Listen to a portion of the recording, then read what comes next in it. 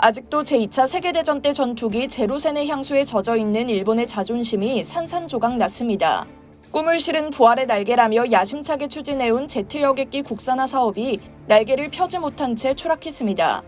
지난 7일 아사히 신문 등 일본 언론은 미쓰비시 중공업이 스페이스제트 개발을 포기하고 사업 철수를 선언했다고 일제히 보도했습니다.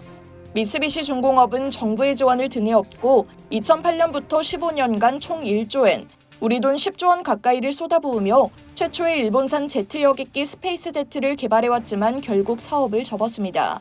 이즈미사와 세이지 미쓰비시 중공업 사장은 이날 기자회견에서 항공기 산업의 발전을 위한 중요한 프로젝트였는데 이렇게 끝나게 돼 매우 유감이라고 밝혔습니다. NHK에 따르면 니시무라 야스토시 경제산업장관도 국산 여객기의 상업 운항이라는 당초 목적을 달성할 수 없게 됐다며 무겁게 받아들인다고 말했습니다. 이즈미사와 사장은 개발이 장기화하면서 최신 기술에 비해 기능이나 장비가 뒤떨어졌다고 포기 이유를 밝혔습니다. 이어 상업 운항에 필요한 형식 증명 절차에 대해 모르는 것이 많았다고 고백하며 TC를 취득하려면 연간 1,000억 엔씩 몇 년을 더 투자해야 할 상황이었다고 덧붙였습니다. 미쓰비시 중공업은 순수 자국 기술로만 스페이스제트를 개발하려 했지만 시대를 쫓아가지 못하며 한계에 부딪힌 것으로 보입니다.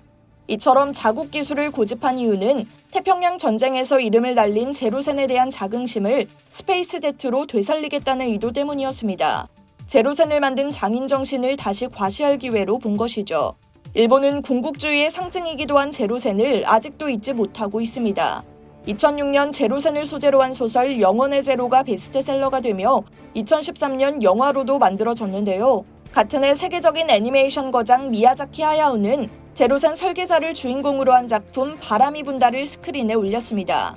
스페이스 제트 사업을 벌인 미쓰비시가 바로 제로센을 만든 기업입니다.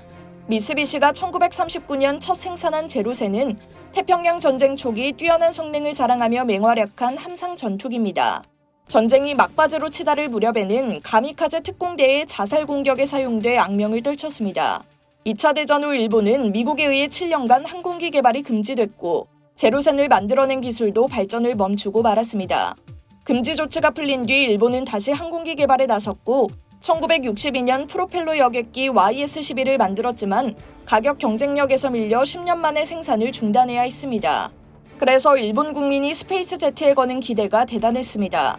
개발 돌입 7년 만인 2015년 첫 시험 비행에 성공하자 일본 언론은 꿈을 실은 부활의 날개라고 보도하며 큰 의미를 부여했는데요.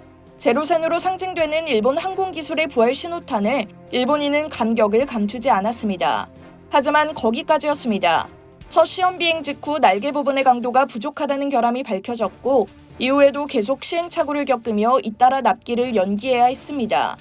2020년엔 코로나19로 항공 수요가 감소하자 개발을 전격 보류하는 조치를 취했고 이번에 결국 완전한 포기를 선언했습니다.